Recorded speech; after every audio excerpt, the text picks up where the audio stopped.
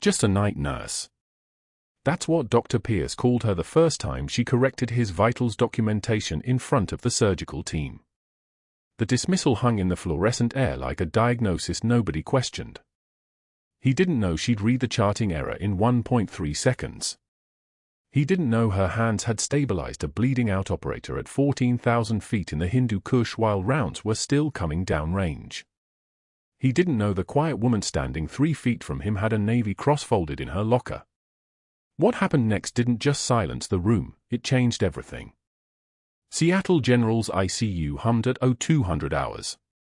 Fluorescent lights buzzed overhead, casting everything in that particular shade of institutional blue-white that made time feel suspended. The floor was wet with antiseptic, footprints already drying at the edges. Megan O'Brien moved through the unit with the kind of silence that came from 17 years of learning how to be invisible. Not the invisibility of weakness. The invisibility of a ghost. She pushed the med cart with one hand, her other hand tracking vitals on the iPad, eyes moving across monitors with the precision of someone reading a combat tactical display instead of a patient's heartbeat. ICU Bed 7. Admiral Marcus Holloway. 3 bullet wounds across the chest and abdomen, stable for now, unconscious but breathing on his own at a 12 breath per minute clip. The drainage tube inserted during emergency thoracotomy 6 hours ago had already collected 280 milliliters of serosanguineous fluid. Not good. Not yet catastrophic. The trauma team had left standing orders, vitals every 30 minutes, strict I&O monitoring, keep 2 units of O positive cross-matched and ready. Megan had this. She'd had worse. She didn't look at the Admiral's face. Not yet. Protocol demanded she check consciousness level first, run through the neuroassessment, document responsiveness. The textbook way. She approached the bed from the left side, where the light from the hallway wouldn't hit his eyes if they opened, and she placed 2 fingers on his carotid artery. Pulse strong at 89 beats per minute. Blood pressure cuff wrapped around his left arm hummed as it inflated, 146/82. The machine beeped. The numbers registered and she was already moving to the 4 line, checking the saline drip rate, confirming the port was patent and clear of clots. The Admiral's right arm lay across the blanket, uncovered. The tattoo was visible now. Block letters in dark ink, faded slightly at the edges the way older military ink does. She'd seen this tattoo before. Not in this hospital. Not in this decade. The last time she'd seen it was on a dust-covered sleeve in the dark, her hands gripping that same forearm while rounds snapped overhead and the valley echoed like the inside of a bell. The call sign, Phantom. Her own call sign. Tattooed on his arm like a prayer. Megan's hands didn't stop moving. Hands that had held lives together in the back of a Black Hawk didn't shake for sentiment now. She documented the vitals in the electronic chart, each keystroke precise, each number accurate to the decimal point. The iPad screen glowed against her face. 0207 hours. Vitals stable. Patient unconscious but responsive to deep pain stimulus. Pupil reactivity normal. She'd been doing this for 3 hours straight, 4-minute intervals, documented precisely, the kind of charting that would hold up in a courtroom or a Navy investigation. The kind of charting that left no room for fraud. She was reaching for the drainage tube when she heard the expensive shoes. Dr. Robert Pierce arrived for night rounds at 0213 hours exactly, the way he arrived for everything, with the precision of a man who'd never had to survive on instinct. His shoes were Italian leather, the kind that cost what most ICU nurses made in a week. His watch was a Rolex Submariner, and his tie was Hermes. He moved through the unit like he owned it, which in a practical sense he did. 23 years as the hospital's lead trauma surgeon. Board certified. Fellowship trained. Decorated in his own mind and everyone else's. He had a pen in his pocket and a proprietary smile that suggested he was about to fix everything wrong with someone else's charting. Bed 7, he said, not to anyone in particular. Just announcing his arrival like a ship coming into port. Megan stepped back from the Admiral's bedside, the iPad already lowered, her posture shifted to something smaller. It was automatic now, the mask that let her work. The deferential tilt of the head. The careful distance maintained from the physician.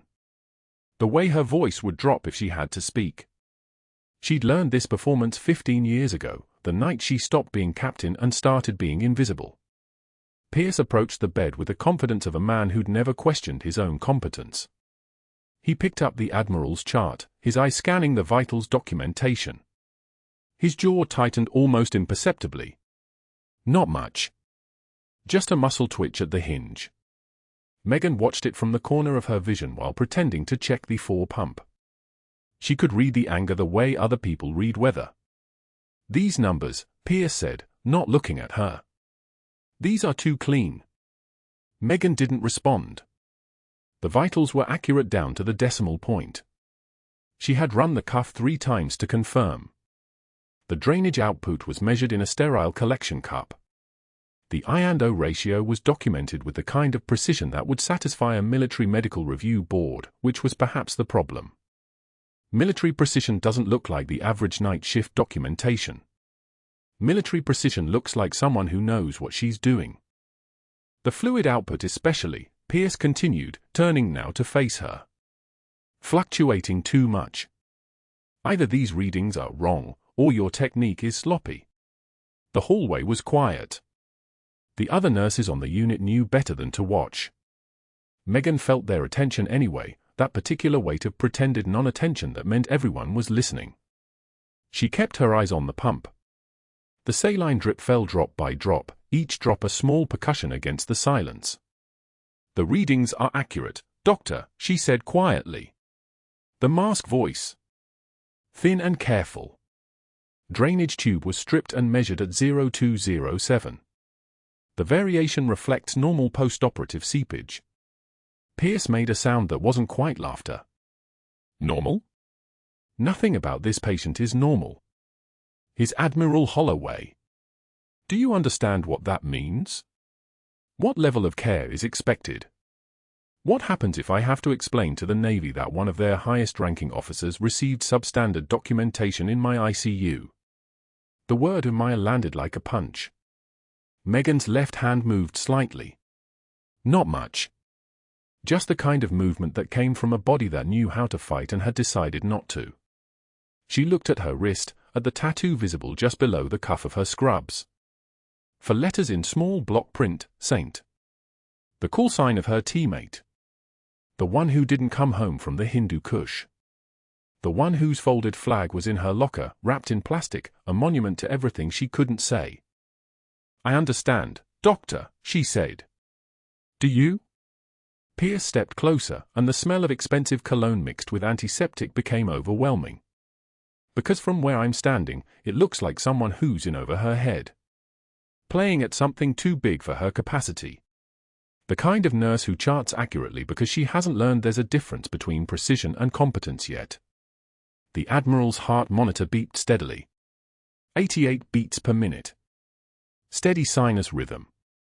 The sound of someone still alive, still recovering, still holding on by the thinnest margin.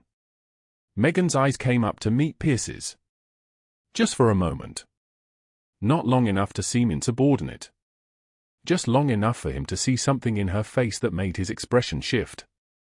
A flicker of recognition that lasted less than a second.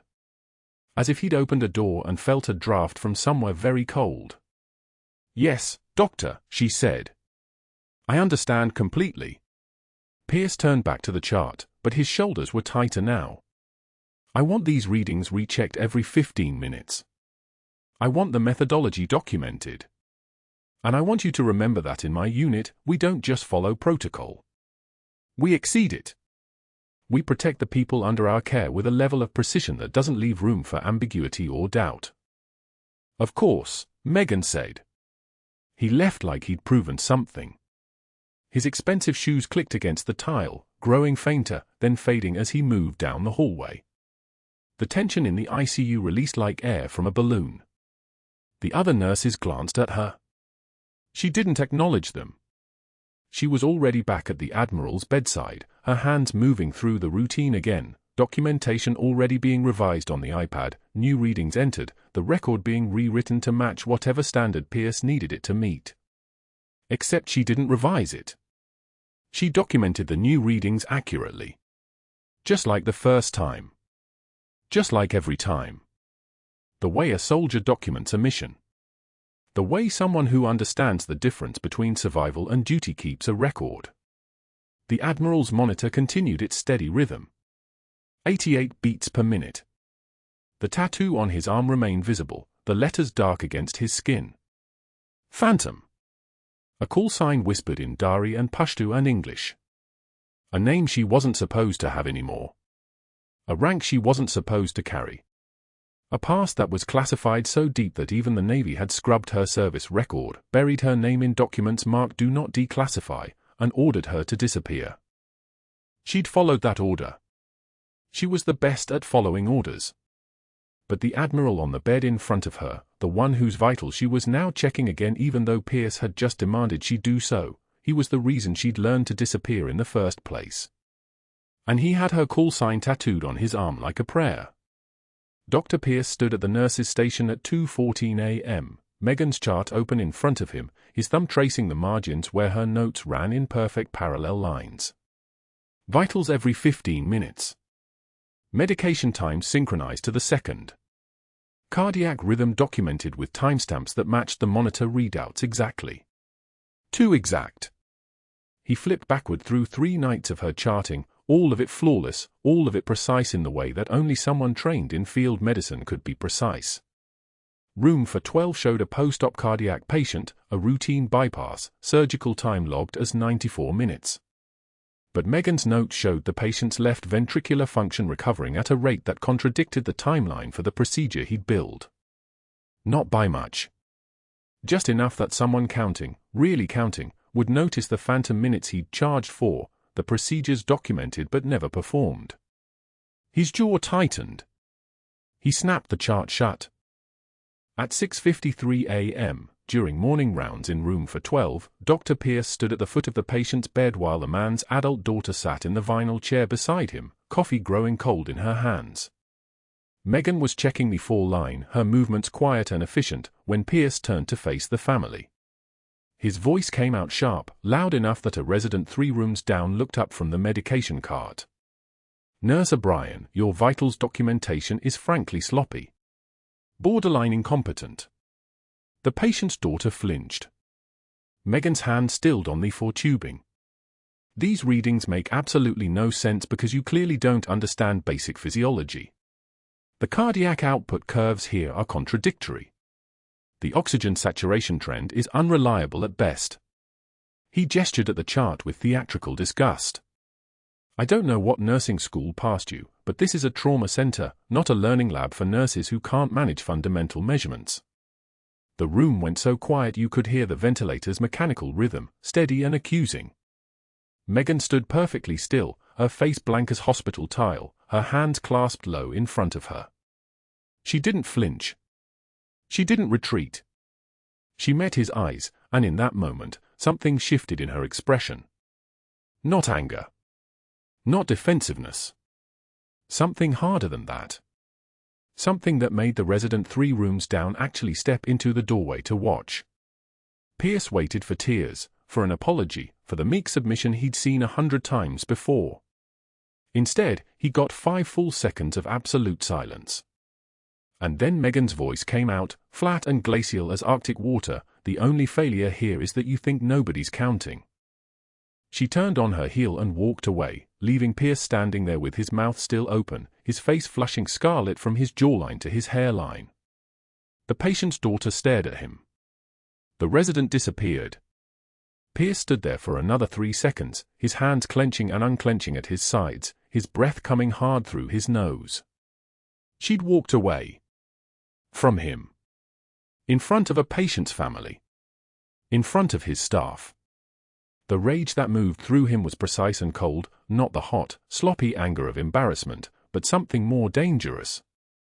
The surgical calculation of a man whose empire had just been threatened by a night nurse with a clipboard. By 11:13 a.m., the break room smelled like burnt coffee and institutional lunch, the microwave humming its endless complaint. Megan sat at the table near the window with her lunch container, a tuna sandwich she wasn't really eating, just pushing around with her fork. 3 nurses, Rodriguez, Kasim, and Chen, sat at an adjacent table, their conversation running low and careful. When Megan pulled out the chair and sat down, Rodriguez and Kasim stood almost simultaneously, mumbling something about supply inventory. Chen lasted 6 seconds before she stood, gathered her things, and migrated to the far corner near the medication fridge. Megan didn't watch them go. She just continued cutting her sandwich into smaller and smaller pieces, each stroke of her knife precise, controlled. The public bulletin board on the break room wall had been updated. Someone had printed a form on bright yellow paper and pinned it where everyone took their breaks, where everyone would see it multiple times a shift. In red marker, someone had written her name. Megan O'Brien. Below it, the accusation, failure to follow established protocols, written warning. 3 other staff members had signed below as witnesses, though Megan hadn't been present for the signing, hadn't been present for the documentation of this failure that hadn't existed 48 hours ago. Dr. Pierce stood in the doorway, arms crossed, watching her notice the board.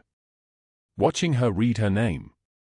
His satisfaction was visible in the angle of his shoulders, the curl at the corner of his mouth. He began his calls that afternoon, a contact at the State Medical Board, a soft voice expressing concerns about a problematic night nurse, patterns in her charting that seemed inconsistent with her actual competency. By 3:13 p.m., he'd reassigned 2 of her regular ICU shifts to satellite clinics across town, her access to the surgical supply room flagged pending an inventory audit that would never happen. She folded her hands on the table. Her knuckles were white. What they didn't know, what Dr. Pierce didn't know, was that every pattern he was trying to erase was actually a pattern he'd created. Every note Megan had written, every vital sign she'd documented, every timestamp and temperature and cardiac rhythm she'd recorded with that meticulous precision, they were all her telling the story he was committing on his billing sheets. She wasn't documenting the patient. She was documenting him. Field medicine teaches you to see what others miss. To count not just heartbeats but inconsistencies.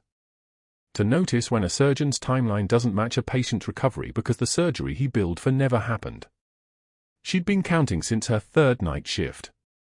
She had been counting all along. The night of March 16th broke open at 3:24 a.m. with the sound of the stairwell door crashing, the gunfire coming in bursts of 3 like a training sequence someone had actually rehearsed. 2 men in dark tactical gear, faces covered, moving through the 4th-floor ICU corridor with the precision of people who knew exactly where they were going. The alarm started immediately, a nurse screaming, the security phone, the ventilator in room for 12 suddenly shifting its rhythm as the patient inside tried to move. 3 shots cracked down the hallway. Drywall exploded into white dust. Another nurse, the one who'd been charting at the station, dove behind the medication cart, papers scattering like snow. Megan was in room 407, checking the Admiral's vitals for the 3rd time that hour, her hand steady on the cardiac monitor leads when she heard the first shot. She didn't think. Her body moved on its own, years of training taking over in the way that only happens when muscle memory is older than conscious thought.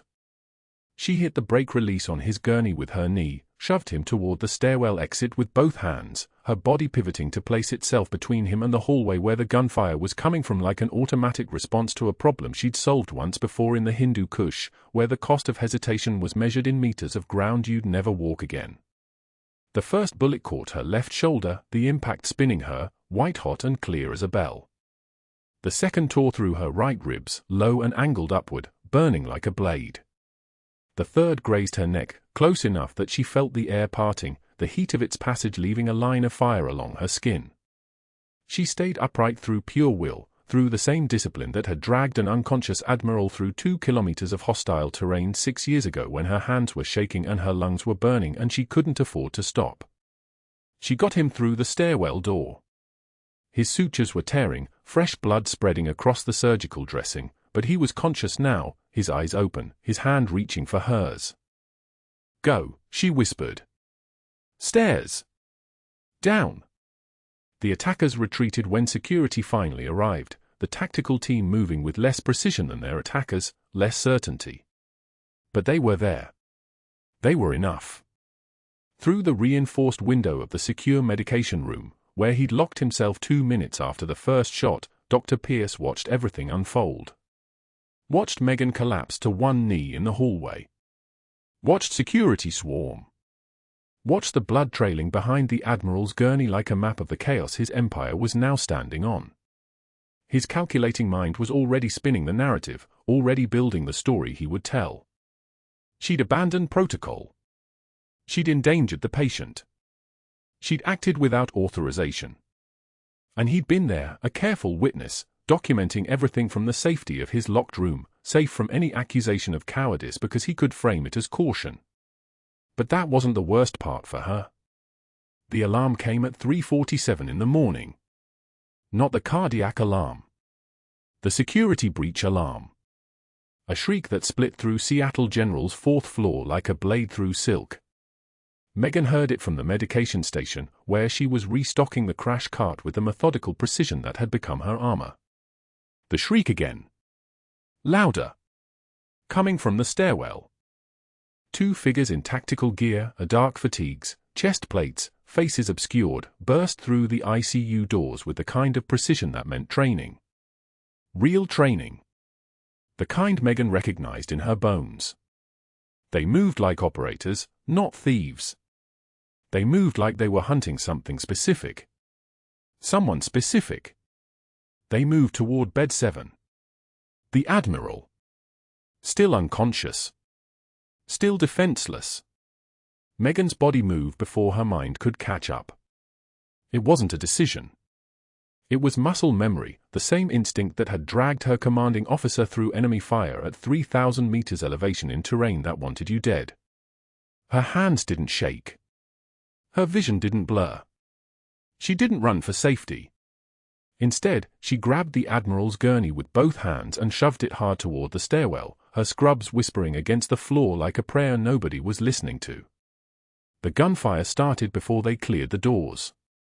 The sound was wrong here, too sharp, too real, too close to something that belonged in a hospital full of dying people who were supposed to live. Rounds punched through the ICU windows. Glass fell like applause. Megan was already moving, her body angled between the gunman and the gurney like a human shield, which is exactly what she was. She'd been a shield before. In the Hindu Kush. In a place where the only thing between your squad and a hillside of muzzle flashes was your own chest. A round struck her left shoulder. The impact was like being hit with a sledgehammer wrapped in white-hot wire. Her vision flickered but didn't break. She kept the gurney moving toward the stairwell access. Another round. Her ribs this time. She heard the wet sound of it before she felt it, the sound of a bullet finding meat instead of waiting room furniture. Her breath came harder, but it still came. The third round caught her high on the right side, glancing off a rib and exiting through muscle instead of organs. 3 bullets. Close grouping. Professional. Her hands didn't waver on the gurney. Boots echoed in the stairwell above. Security. The tactical team heard it too, the sound of backup arriving, of the window closing on whatever dark transaction they'd come to complete. The gunfire stopped. The stairwell door slammed. Megan heard their footsteps retreating, rapid and controlled, down toward the lower levels, already calculating their exit vector like operators do. She didn't follow them. She didn't even watch them go. Instead, she collapsed against the stairwell wall, and that's when the pain decided to show up. It came as a wave, 3 separate points of white-hot demand across her shoulder and ribs, demanding acknowledgement. Blood soaked through her scrubs, her own blood, pooling warm on concrete that smelled like concrete everywhere else in the world. Her vision tunneled slightly, the way it always did in shock, the body's way of protecting itself by shrinking the world down to what mattered. Only one thing mattered right now. The Admiral was still bleeding. Megan pushed off the wall. Her left arm didn't want to cooperate, but she'd worked with worse. She'd worked with a compound fracture and a separated shoulder and the kind of pain that made you see colors that didn't have names. She moved toward the gurney with the careful, measured movements of someone who knows that shock lies, it whispers that you're fine, that the pain isn't real, that you can still do what needs doing. She knew better. She'd learned better in places where the price of believing that lie was permanent. The Admiral's gown was soaked with his own blood.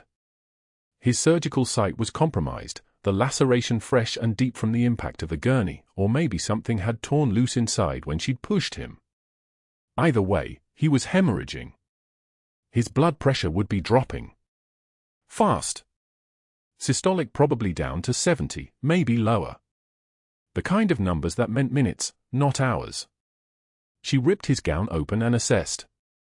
Her vision sharpened the way it used to during compounds in the Hindu Kush, the world becoming crystalline, specific, reduced to variables that had solutions. Internal bleeding, probably splenic. The kind that needed an operating room and a surgeon and all the things she couldn't provide in a stairwell between floors 3 and 4. So she would provide what she could. Megan's hand moved to her right ankle, under her scrubs where nobody looked, where she'd kept a combat knife for the past 18 months because captain's orders were orders. She pulled it free. The blade was 6 inches of surgical steel, dull from disuse but sharp enough. She reached into her pocket and found the hand sanitizer she always carried, antiseptic when you needed it, disinfectant when better options weren't available. She poured it across the blade. The Admiral's eyes were starting to flutter. Consciousness was returning, bringing confusion with it. That was bad. Consciousness meant he could feel what came next. Megan's hands moved with the terrifying fluid precision of someone who had done this exact procedure while mortars fell around her and her unit's radio operator screamed 3 meters away. Left hand steady on his chest. Right hand with the knife. She found the intercostal space, 5th rib, mid-axillary line. Her hands knew the anatomy like they knew her own body. She made the incision clean and fast, splitting skin and fascia and intercostal muscle, each layer a decision, each decision made by hands that had nothing left to lose. Blood welled up. Dark blood. Her blood and his blood mixing on her hands, warm and insistent. She widened the incision with her fingers, creating access, creating space. The Admiral's eyes snapped open. He tried to cry out but his body was too shocked, too damaged.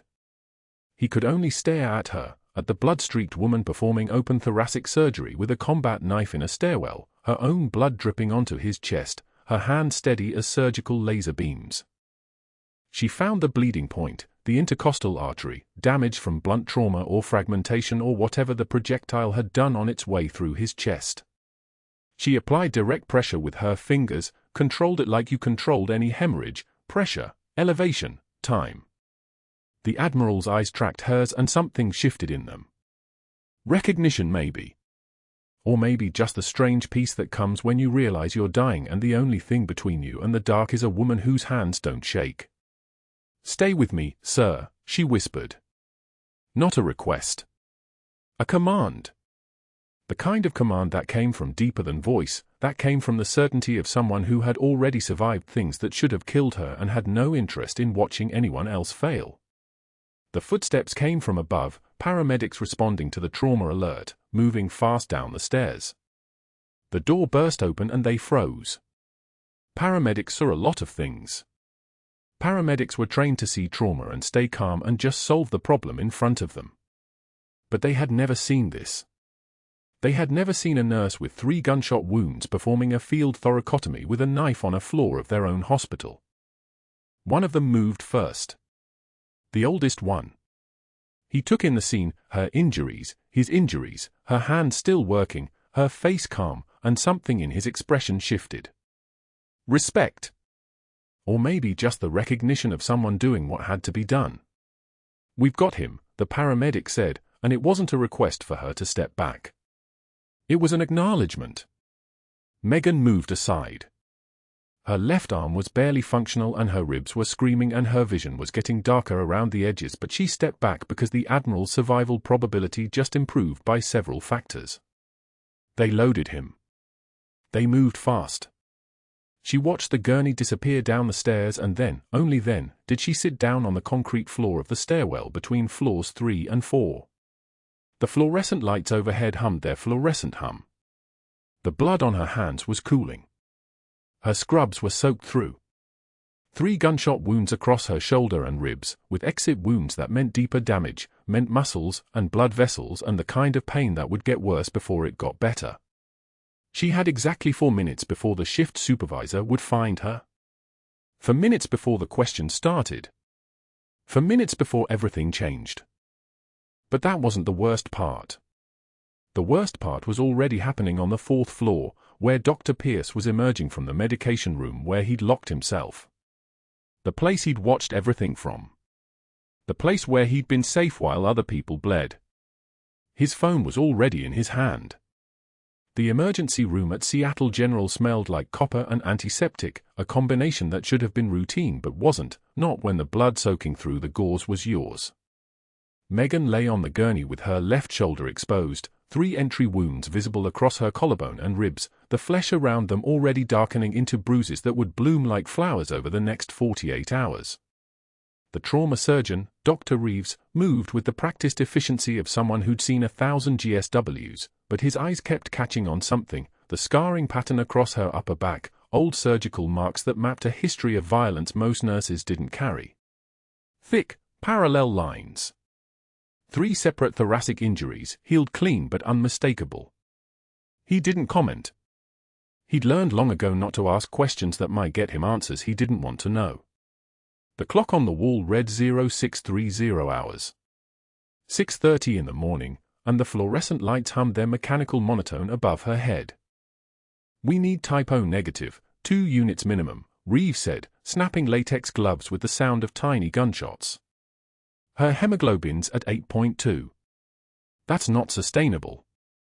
He leaned closer, threading a 14 gauge for line into her right arm with the precision of someone who'd done this 10,000 times. "How much blood did you lose out there?" Megan didn't answer. Her eyes tracked the ceiling tiles instead, counting them like she was counting seconds in a combat zone, a habit that wouldn't break even now, in the safety of a hospital 3,000 miles from the Hindu Kush. The foot slid in smooth. The hiss of air escaping as the needle withdrew. Her vitals on the monitor, BP 94/58, heart rate 118, oxygen saturation 91%. Acceptable for someone who'd taken 3 bullets and still managed a field thoracotomy on an Admiral using a combat knife and muscle memory that shouldn't exist in a civilian nurse's hands. "You're lucky," Reeves continued, beginning to suture. "The first round missed your lung by about 3 millimeters. The second one went through the intercostal space, clean exit, minimal soft tissue damage. The third one grazed your neck." He pulled the suture taut. Another inch to the left and we'd be having a very different conversation. Or not having one at all. She didn't flinch. Not once. Not when the needle pierced skin. Not when he irrigated the wound with saline solution, washing out debris and shattered bone fragments. Not when the monitor beeped its steady rhythm, an electronic heartbeat that seemed louder than it should. Across the hospital, on the 3rd floor, Admiral James Holloway lay in post-op recovery asking questions nobody could answer. His eyes were open, the anesthesia wearing off in waves, consciousness returning like surfacing from deep water. He kept looking at his left forearm, at the tattoo there in block letters, Phantom. 3 nurses had already told him they didn't know who'd saved him. One of them had started to cry and walked out of the room without finishing her sentence. But that wasn't the worst part. 40 minutes after Megan arrived in the emergency room, Dr. Pierce sat in the administrative office on the 5th floor, phone pressed to his ear, his voice low and measured, the voice of a man protecting patient safety, a man thinking only of institutional liability. "I need to file an incident report," he said, his contact at the state medical board already on the other end, already taking notes. "One of our nursing staff abandoned protocol during a critical situation, performed unauthorized medical procedures that endangered our patient, and created a public safety hazard." Pause. "Her name is Megan O'Brien. She works nights." Pause. "I want this documented before end of business today." The contact, a man named Summers who'd gotten 3 lucrative consulting contracts from Dr. Pierce over the past 18 months, didn't ask questions. He already knew the story Pierce needed to tell. "I'll create the file," Summers said. "What's your timeline?" Hearing within the week, Pierce said. I want to move fast on this. Before she can coordinate a defense or recruit witnesses. By 0800 hours, hospital security had already restricted Megan's badge access to all ICU floors. The digital lock wouldn't recognize her scan. Doors that had opened freely for 3 months now rejected her at the threshold, a small mechanical act of exclusion that felt heavier than it should. HR arrived at her bedside while Dr. Reeves was still placing the final sutures, a woman named Catherine with the practiced sympathy of someone who'd terminated 100 employees, all of them believing their stories mattered. Megan, Catherine said, clipboard in hand, we need to discuss your status. Megan's eyes stayed on the ceiling tiles. 42 of them visible from this angle. You're being placed on immediate suspension pending investigation into protocol violations and unauthorized medical procedures, Catherine continued, sliding the suspension notice across the bed. Your badge is being deactivated as of now. You're not to enter patient care areas without explicit authorization from administration. Megan read the document, 3 pages, single-spaced, every accusation perfectly crafted, every word calculated to make her sound unstable and dangerous. She picked up the pen. Her hand shook when she signed it. Not from fear. From rage. From the restraint it took not to snap the pen in half and throw it across the room. 3 years since she'd let anything show. 3 years of composure like armor. And now, in a hospital room smelling like blood and bleach, her hands betrayed her with a tremor that felt like weakness. You're on paid administrative leave pending the hearing, Catherine said, collecting the signed papers. Don't contact the hospital. Don't speak to staff about this situation. And don't return to the building without authorization. Soft voice. Professional sympathy. We'll be in touch. Megan nodded once. Said nothing. Catherine left, and the door closed with the hydraulic sigh of a well-maintained hospital facility. By afternoon, the systematic erasure was already complete. Megan's name had been removed from the night shift roster, her weeks of carefully built trust and competence reduced to a single line in a disciplinary file. Her patient assignments were being reassigned to satellite clinics downtown, clinics staffed by people who'd never worked with her, who had no context for her precision, no framework for understanding that a nurse who documented vitals with military-grade accuracy might be doing so because she'd learned to save lives under conditions where even a fraction of a millimeter mattered. Dr. Pierce watched from the administrative office above, phone to his ear, briefing his contact at the state board about her dangerous instability, her reckless decision-making, her abandonment of patient protocols. Everything was being positioned perfectly. By the time she had her hearing, the narrative was already written.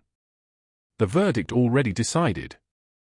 That afternoon, Megan made her way to the hospital's laundry depot in the basement, a fluorescent-lit room where the smell of industrial bleach hung so thick it coated the back of her throat. She had her blood-stained scrubs in a plastic bag. Her own blood and the Admiral's, dried dark against the pale blue fabric. She folded them methodically, creasing each piece with the kind of precision that came from making hospital corners on field stretchers while incoming fire decorated the sky with tracers. Each fold was sharp. Perfect. Military. Her hands were still crusted with dried blood, hers and his. She folded. Folded again. Crease, fold, stack. The motions were muscle memory, the kind that didn't need thought, the kind that happened in the space between stimulus and response. She'd done this 1,000 times in 1,000 desert compounds. She'd done this on deployment. She'd done this the night her teammate, the one whose name was on the flag still tucked in her locker upstairs, had stopped breathing on a stretcher made from paracord and desperation. The laundry supervisor, Mrs. Chen, stood at the far end of the room pretending to organize carts, her eyes deliberately averted. She'd seen the security alert. She knew what had happened. And like everyone else in the hospital, she'd learned it was safer not to see anything at all. Megan placed her hospital badge on top of the folded scrubs. ID number for 7829. 3 months of accumulated access, 3 months of proving her competence through documentation and precision, 3 months of healing other people's wounds while her own never quite closed, all of it contained in a single laminated rectangle. She'd disappeared before. She knew how this went. Vanishing was something she'd trained for. Something the Pentagon had ordered her to perfect. Stay invisible. Stay quiet. Don't let anyone know who you really were. Blend into the background until you became wallpaper, furniture, an extension of the walls themselves. The problem was, she'd tried that approach for 6 years. And it had almost gotten an admiral killed. The boots came first. 12 Marines in dress uniforms moved through the main entrance of Seattle General like a formation of grey wolves, synchronized, deliberate, their dress shoes striking tile in unison. Tap. Tap. Tap. Tap. The morning lobby traffic parted without being asked. Nobody asked questions when that much institutional authority walked through a door before 9 in the morning. Behind them came security. Then a figure in handcuffs, a lean man with scarred hands and eyes that had seen every brutality the Hindu Kush could offer. A Taliban commander. Transferred under armed guard through the hallways of a civilian hospital like something out of a classified file that shouldn't exist. His escort was 2 military police officers with sidearms and expressions carved from stone. The commander's eyes moved mechanically down the 4th-floor corridor, scanning exits, calculating distances. Survival math. The kind that kept him breathing in a place where most didn't last 6 months. And then he saw her. Megan stood at the nurse's station updating discharge notes. Her shoulder was bandaged beneath her scrubs, the left side of her ribs wrapped so tight each breath was a negotiation with pain. Her medical chart from the ER showed 3 entry wounds, 1 deflected off bone, tissue damage quantified in centimeters and blood volume percentages. 72 hours since the shooting. She should have been on leave. Instead she was here, documenting vitals because documentation was the only language that kept her invisible. The Taliban commander's face went white. Not the white of fear. The white of recognition. His lips moved in Dari, a whisper meant for the guards beside him, phantom. The word hung in the fluorescent-lit corridor like a ghost-given voice. Phantom. A call sign nobody in this hospital knew. A call sign that belonged to a classified operation the Pentagon had buried so deep the dirt had fossilized over it. Megan didn't look up from her charting. Her jaw tightened once. That was all. The Marine colonel stepped forward. His uniform carried the weight of command, 2 gold stars on each shoulder, the kind of rank that made hospital administrators step back without being told. He held a folder. The kind that had been in the Pentagon's vaults before sunrise, retrieved on authority that didn't require debate. Captain Megan O'Brien, he read aloud. The words dropped like stones in still water. Navy Cross for Valor under fire. Megan's hand stopped moving. The pen hung above the charting paper. 3 purple hearts. The colonel continued, his voice steady and ceremonial. Combat action in support of Operation Mountain Shadow, Hindu Kush, 2016 through 2019. Classified designation, Angel 6 Actual. Call sign, Phantom. The lobby had gone quiet. Not hospital quiet. Grave quiet. The kind that happens when institutional lies intersect with documented truth. Dr. Pierce burst through the crowd like a man whose entire architecture was collapsing. His face was the color of old bricks. This is unauthorized personnel, this is a security breach, this is... A 2-star general stepped aside. Megan's dress uniform hung on a stand beside the colonel. Navy whites, the formal dress uniform that belonged to someone who had earned their authority with blood and years and decisions nobody else had the clearance to make. The chest was covered. Not sparse. Not ordinary. Covered. Bronze star. Silver star. 2 purple hearts. And beneath all of them, the Navy Cross, the second highest military decoration, the one that meant you had done something that made the institution itself acknowledge your name. Dr. Pierce's voice simply stopped working. The Admiral was wheeled out of ICU on orders from the Pentagon liaison. He shouldn't have been conscious.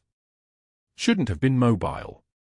But conscious and mobile meant he could look at his left forearm, where the tattoo of her call sign had been inked during a moment of memory in a field hospital that no longer officially existed. And then look at the woman standing in dress whites beside the colonel. His eyes flooded with recognition so complete it crossed into tears. "You're Phantom," he said. Not a question. A statement of fact his subconscious had been trying to tell him since the moment she dragged him through that ravine with enemy fire chewing up the rocks around them both. A face he'd never seen through the blood and dust and dark. But hands. Hands he remembered. Hands that didn't shake. Hands that held him together when he was coming apart. "Captain," he said, louder now. From his wheelchair, with an 4-bag swaying and his good arm raising in a salute so precise it made the Marine stand straighter. "You saved my life twice. Once in the Hindu Kush when I couldn't see you. Once here when I couldn't protect you." The Pentagon investigator turned to Dr. Pierce like a man about to read sentencing. "The audit you requested," she said, and her voice was the kind that came from a woman who had been reading classified files since breakfast, "has uncovered $2.3 million in fraudulent billing." She opened her folder. Each page slid across the conference table like indictments. Phantom procedures billed to Medicare. Surgical times inflated by an average of 47%. Equipment charges for items that were never removed from inventory. Your own charting, Doctor. Every single discrepancy. Your meticulous records made the case for us. The security team materialized without transition, one moment absent, the next absolute. 2 officers in dark suits flanked Dr. Pierce. His mouth opened and closed like a fish suffocating in air. Somewhere in that silence, he was understanding that the isolation tactic that had worked so well against Megan had instead created a perfect documentation trail of his own crimes.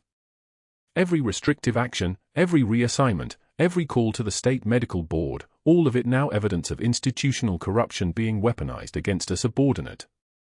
His license suspension notice arrived via email while the Marines were escorting him to his office to collect personal items under supervision.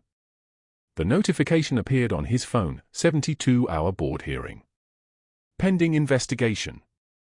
Patient safety concern. The words you see when your career is being unmade in real time. Megan walked to the break room on 4. The disciplinary board still hung on the wall, her name in red marker like a scarlet letter.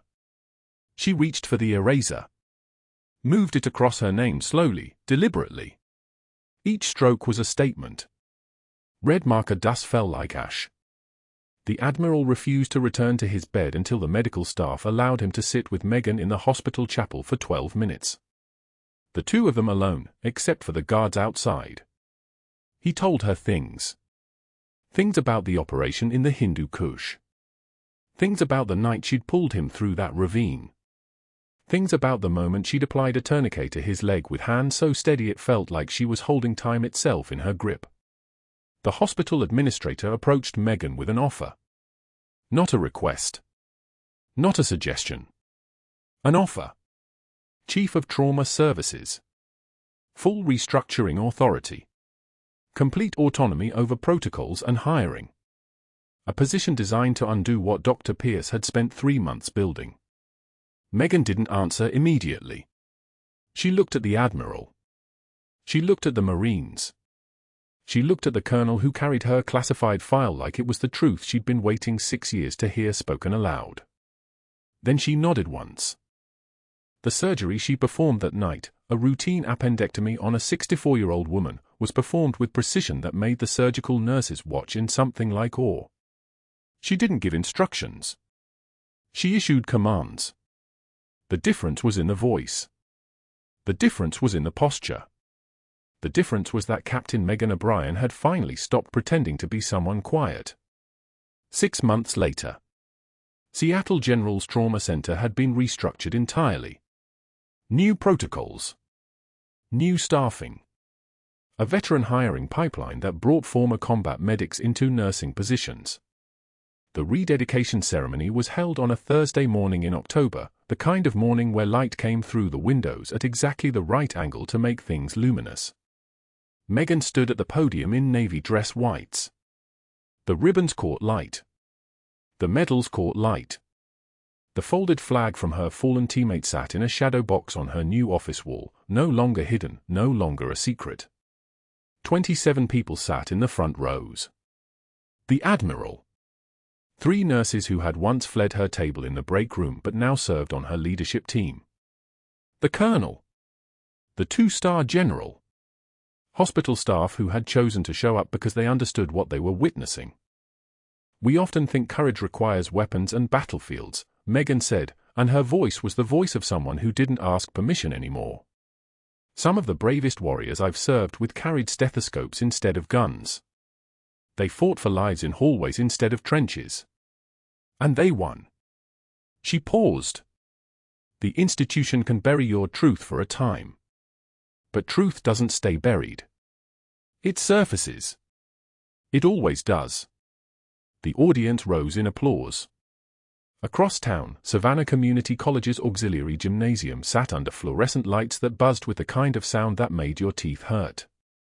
Dr. Pierce demonstrated chest compressions on a plastic CPR dummy to 14 bored students fulfilling a physical education requirement. His voice was thin. His movements were mechanical. $14 an hour. 3 hours a week. His medical license had been reduced to a teaching certificate that explicitly prohibited patient contact. A student raised her hand. "Didn't you used to be a real doctor?" His jaw tightened. He said nothing and resumed compressions. The dummy's chest rose and fell. Rise and fall. Rise and fall. The only thing he could touch anymore without consequence. At the ceremony, the final speaker was a transfer nurse, a veteran with a slight limp and a purple heart tattoo on her wrist. She'd come through Megan's hiring pipeline. She spoke about the difference between a hospital that hides its heroes and one that honors them. The difference between a place where quiet strength is mistaken for weakness and a place where it's finally recognized for what it is, the foundation everything else is built on. The Admiral saluted from the front row. And in the back of the room, 3 more veterans in civilian clothes watched carefully, already submitting their applications to work trauma services under Captain O'Brien's command, finally somewhere they belonged. If you've ever been underestimated by someone who didn't know your true value, if you've ever kept silent about your strength because the world taught you that quiet meant harmless, hit that subscribe button. Because these stories matter. These people matter. And the truth, no matter how long it stays buried, always finds its way into the light. Like and comment below. Tell me, have you ever judged someone only to find out you were dead wrong?